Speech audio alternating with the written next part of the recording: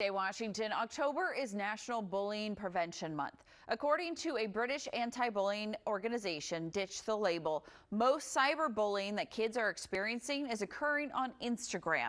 Now the social media app has come under fire recently with a whistleblower saying the app, which is owned by Facebook, knew of its dangers to young girls and that its algorithms are to blame. Facebook says this isn't the case and their own data was misunderstood. Either way, cyberbullying in the age of social media has had an effect on young girls. And I spoke to speaker and author Eliza Van Court all about this. I mean, there's absolutely no question in my mind that social media platforms have been actually taking the wealth, the health, the well-being, and the physical health of our girls for years. And they have been choosing profits. And it's really unfortunate.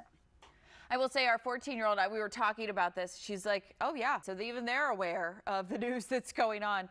Absolutely. Yeah. Research states that boys and girls bully differently.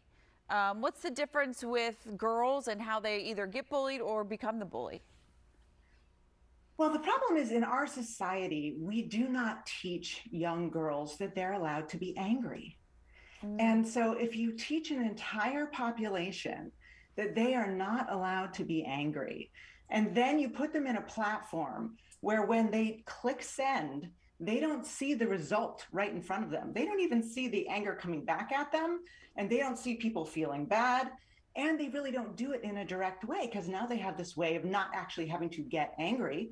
They can just do it in a much more covert way. You're going to get bullying. Boys, on the other hand, are taught they're not allowed to be sad. So boys will actually get more violent physically. We're kind of talking about our young daughters today and our young girls. What can we do as parents, as adults, as caregivers to help our daughters that are getting bullied?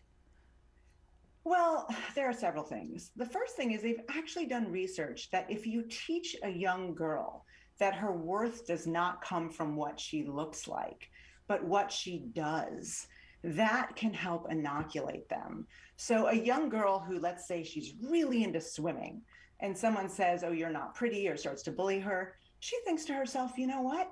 I'm a great swimmer. I know my worth, and my worth doesn't come from you saying one nasty thing about me on a social media platform. So that's the first thing.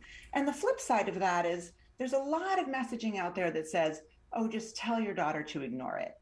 And actually, that is not always the most empowering thing you can do, because that is a passive response. And so the girl walks away feeling really disempowered.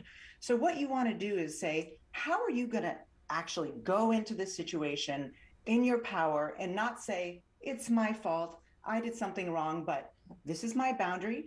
I'm not okay with it, and I'm going to choose what I'm going to do, whether that means safely confront the situation or block in an empowered way. That's how you want to approach it. Don't tell your girls to ignore it. Often girls can get depression and all kinds of anxiety when they feel like their only option is just to ignore this barrage of bullying. What's so interesting, Eliza, is everything you say, is everything us as women nowadays, we're trying to learn too. We're learning what our worth is and learning to appreciate that, not saying sorry all the time, and so maybe something as us adults can do with our children and we grow together. Absolutely. And I also think that, and I talk about this in my book, that we need to teach women and girls the difference between kind and nice. And girls, when they're brought up, everybody says, be nice, right. Be nice, be nice. And often that means concede. Let your boundaries totally be broken and just don't do anything about it. Just ignore it. It'll go away. And kind is, I don't need to actually tolerate you or have a relationship with you if you're going to be unkind to me. I'm not going to be mean. I'm going to be a kind person, but you are not allowed to violate me in this way. Absolutely. Such great information, Eliza. Thank you so much for having this conversation, this important conversation with us. Absolutely. This is so important. I'm so glad people are actually talking about it now. Thank you.